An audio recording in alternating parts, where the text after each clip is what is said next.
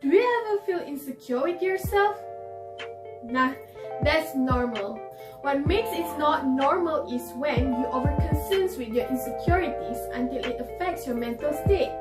According to Hita Yangsakis in her TED Talk about mental illness stigma in 2019, about 43.8 million adults experience mental illness each year. Yeah, it's quite high in number, but why it is something that we are still afraid to talk about? Hi, my name is Nura Shazani binti Zamri, and today I'd like to discuss about mental illness and schizophrenia. According to World Health Organization WHO, mental health is a state of being comfortable, healthy, or happy. It includes our emotional, psychological, as well as our social well-being. It affects how we think, feel, and act. Now that we know what is mental health, let's get back to the questions. Why mental illness has become one of the topics that many of us would not want to talk about? Stigma.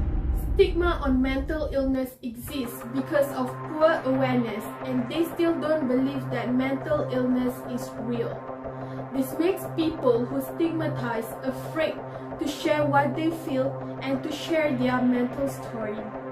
They thought that with the stigma that they live in, they will highly face judgment, discrimination, and prejudice. We see great support campaign and fundraising on cancer program where people wore pink ribbon to create awareness on breast cancer. But little do we see anything promoted for mental illness. We don't see mental illness, and it cannot be diagnosed with X-ray, CT scans, or any chemical test or lab test. This may be one of the reasons why mental illness is stigmatized in our society. There are many types of illness caused by mental health. Depression, anxiety, and panic attack were some of the mental illness that comes to mind when we talk about this topic. It is not all of it. There are more. One of the mental illness that I would like to share with you guys today is schizophrenia. Newman 2020 says that schizophrenia is a mental health condition that impacts on speech, thinking, emotion, and other areas in life, and it also can affect a person's social interaction as well as everyday activities. It was also said that the symptoms are developed earlier in males compared to females.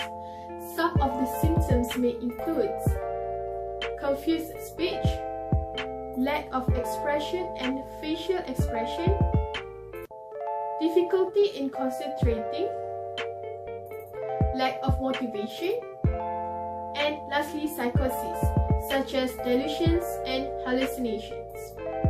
Please checking in on our loved one. Starting the conversations can destigmatize mental health problems, and this can allow them to seek the help they need and lead the life free of judgment. The very first step can be as simple as asking, "How are you?" Shout out to all survivors out there. You are truly amazing. To all my friends, please reach out to anyone if you need help.